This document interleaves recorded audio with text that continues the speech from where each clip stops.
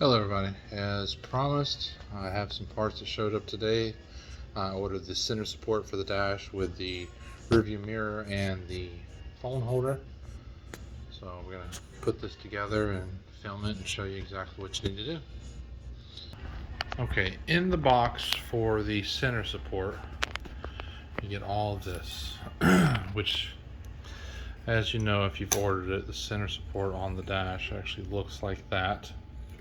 Has several holes on the front side where you actually mount your phone charger and your mirror adapter. So what I've realized is this actually comes with quite a bit of extra hardware. This is also designed to be a center support on the dash to also support the windshield. Depending on the type of windshield you have, this front edge, as it leans forward, will actually hold the windshield as well. That's what these extra grommets and bolts are for. So the windshield I have does not have that. I have the original windshield on the car, and I won't be using any of that. So this actually will bolt together underneath the bracket. It's been beveled so that these panhead bolts can go in there and sit flush in the holes. This bracket will actually go underneath the dash to give you a support under the dash, and then this bracket goes on top with this mounted on top, and then once you bolt this all together, it sandwiches it strongly to the dash top so that it's not shaking or flexible.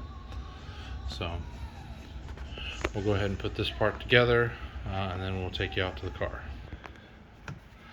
Okay, we're back out to the car, and as you see, I've put the screws in and it has attached this. Now on the dash you should have two blanks, these little pop-in rivets. They just kind of sit in the hole. I just used a small flathead screwdriver. They were able to just pop them both up. It was no big deal. So what you'll see is this will actually line up and mount in those holes. And then this will be the under support that'll actually go underneath the dash. Now as you see, there's a center hole here. You have the option, if you want to mock this up and mark it, you can drill a 1/2-inch hole if you want to run a phone charger cord or some type of aux cord or something like that, if you want to run it up through the dash to come up through your stand. I'm choosing not to. I don't generally do those things. So, but you have access in your glove box. You can plug in and you can run behind the glove box and come up behind the radio and come up through the hole that you put for a charger. So not a big deal. So now, in order to gain access underneath the dash, right here in the front, you see the hole, and on this side in the front as well, there are additional push pins. These actually have a little locking piece that goes in them and spreads them out. So again, you take your flathead screwdriver, you pull the little center piece out, which then unlocks it and lets this piece come out, and then the dash will lift. It'll give you enough room to get in there to start the nuts on the bottom, and then tighten the bolts from the top. So I will suggest, if you decide you want to drill the hole, be very careful, because there are electronic components directly below this thing.